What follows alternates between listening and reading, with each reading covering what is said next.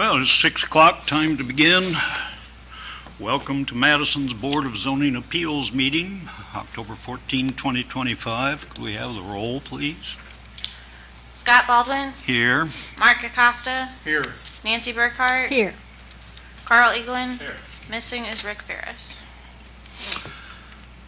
Board members, have you had a chance to look over last month's meeting minutes? Are there any additions or corrections?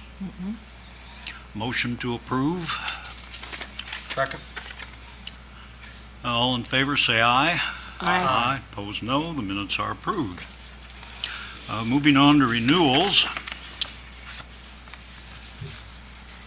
On the list, number 1, Mackenzie Jackson. Number 2, Wanda Copeland. Number 5, Joseph Guyman. Number 7, Rebecca Brown. Also, she is number 8, number 9, and number 10, Mulberry LLC, have all paid their renewal fees. I have a question on the number 3. Yes. Well, I haven't got there yet. Oh, I'm sorry. I'll get there. Get my head. Anyway, the ones I've read have all paid their fees and no complaints. Therefore, I move we renew their conditional use permits. Second. All in favor, say aye. Aye. Opposed, no. They're renewed. Now, number 3, Microdome Wireless Networks, 202 Jefferson Street. I understand that there is,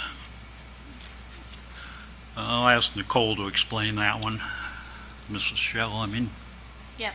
So, just I tried to do a little research on the ones that hadn't paid as of this afternoon. And the ownership at 202 Jefferson shows up as an ELSA Investments LLC in 2020. The original application by Microdome Wireless was applied for in 2019. However, they did pay for the renewal in 2022. I am not aware that the condos or apartments have been built. I couldn't find a building permit for them, so I don't think that use is being used at that location. And of course, they have a 1-year period to begin the use, or else they have to reapply. Aren't they in business at the Clifford Shopping Center? Clifford. The Microdome Center is, yes. The application was to use the upper floors as apartments or condos at the 202 Andy owns Jefferson. that building, right? You're right. Yeah, Yeah. and I believe that ELSA Investments is his LLC, Okay. but I have not confirmed that. So I move we table this till our next regular meeting and instruct the appropriate staff member to determine whether or not they're eligible for renewal. And assuming also they pay their renewal fee, if they are, by our next regular meeting. That's my motion. I'll second. All in favor, say aye. Aye. Opposed, no. Number 4, Michael and Pauline Jameson, 1111 Clifty Drive. I'll ask Mrs. Shell to explain that one. Yes, so I had a different mailing address, legal mailing address for that ownership. Looking at GIS, they have a different mailing address on their taxes. So I would request to allow staff to be able to resend their letter and let them pay with the late fee by the next meeting date. And therefore, I move that we table this one till our next regular meeting and give the appropriate staff member time to determine the situation, and also assuming they pay the renewal fee. Second. And all in favor, say aye. Aye. Opposed, no. And now, number 6, Chad and Amy Nichols. This was a conditional use permit for a B&B, 708 East Main. They have not paid. Therefore, I move that we instruct the attorney to send them the appropriate letter that he usually sends, and that if they pay their renewal fee by our next regular meeting, they will be renewed. That's my motion. Second. All in favor, say aye. Aye. Opposed, no. And that takes care of the renewals. Now, moving on to new applications. Number 1 on the agenda, BZCU-25-20, Rachel Headley, on behalf of H4 Rentals LLC. The owner use a duplex as a part-time short-term rental, 815 West 2nd. So would someone in the audience come up? Yes, come to the podium, give your name and address for the record, please, and tell the board what you want to do. Rachel Headley, and then we own 815 and 817 West 2nd Street. We've been primarily using one side of the duplex for weekend uses for ourselves, just to vacation and get away from reality. And the other side we would like to use for short-term rentals. So you're using 817 for yourself, and you want to, Well, 815 mainly, but we'd like to be able to use both of them if we could as short-term rentals when we're not at 815. pretty straightforward. Board members, do you have any questions, comments? Let's get out your application here. As always, speaking for myself as a board member, to me, the only things that really are important are house rules, quiet hours, and parking. So in regards to house rules, there should be a copy attached there. I did specifically state that city ordinance says quiet hours are from such and such to such and such. Yep, We've 10 made PM to 8 AM. Hopefully that's still accurate. We've also made it a smoke-free property just to be on the safe side, since it's obviously a historical structure and completely flammable, made of wood. And then in regards to parking, we did create 4 parking spaces in the back of the property. So there is 4 spots back there. It's 1 gravel area. So in theory, there should only be maybe two sets of adults driving at the most per unit. So that should not inconvenience the neighbors. Plus, there is street parking. There's a building that's not really used by us, and then on the other side of that is the power substation. So in front of that, nobody lives there, so parking shouldn't be an issue, is You there? have the majority of parking off the street then. I have 4 spaces in the back. Yes. Do you have a maximum number that you would have there? So on your application or papers, there are 2 bedrooms per unit, okay? They're identical units, and there is one bedroom is set up for 2 adults, and then the other one we have set up for either adults or kids. So I have a bunk bed in there with also a pull-out, so that could sleep up to 4 in that room, but 4 children, obviously, not 4 adults. So maximum occupancy would be a total of 6, 4 adults and 2 kids, or 2 adults and up to 4 children.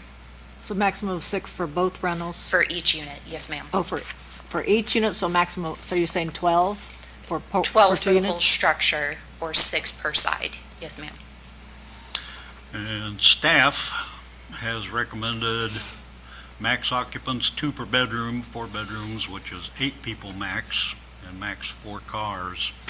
Which I did talk to Nicole earlier today, and I said, just clarifying that we have that set up more for a kid's room. We like to bring our son's friends with us to do hiking and things like that. If we say there's only 4 occupancy, well, we're a family of 4, they couldn't bring any of their friends.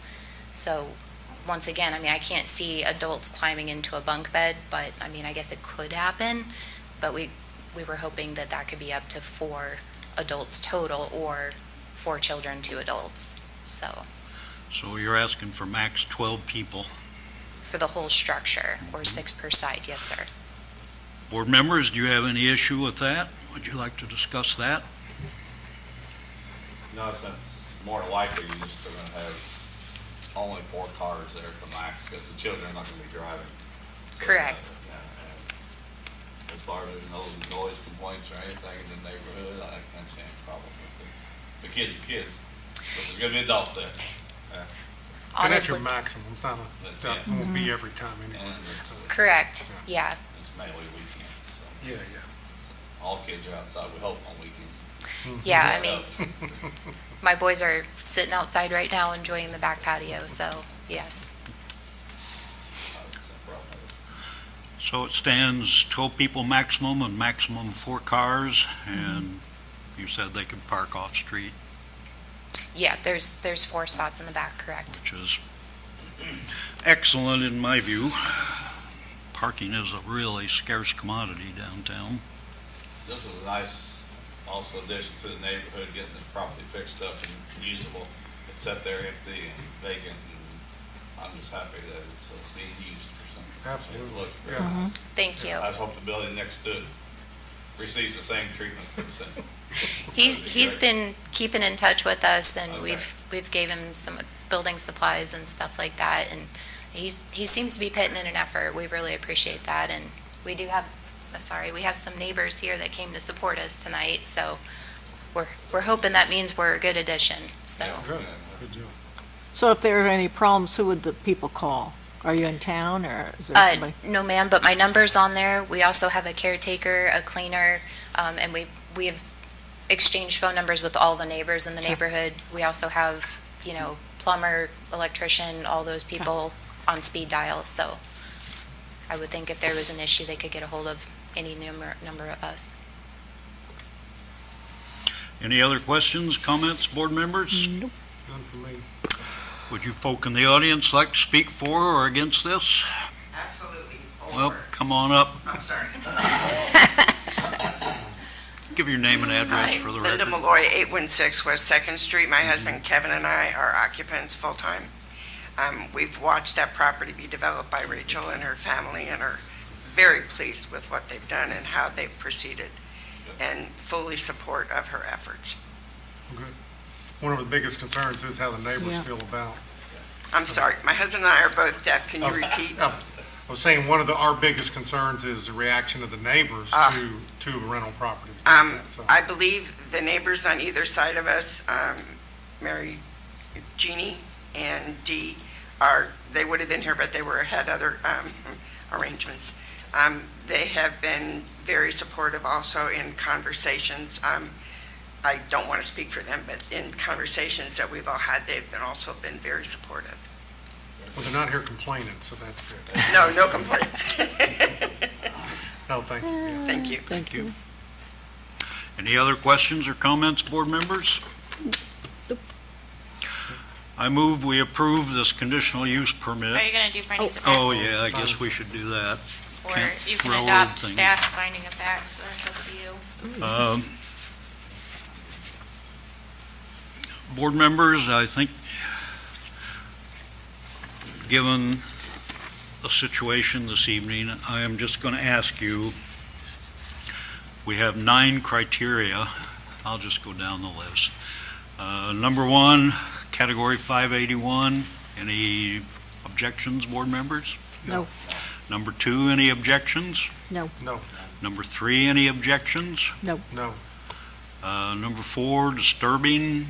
Any objections? no, No. And then number 5 is utilities. Any problems? no, Number 6, detrimental.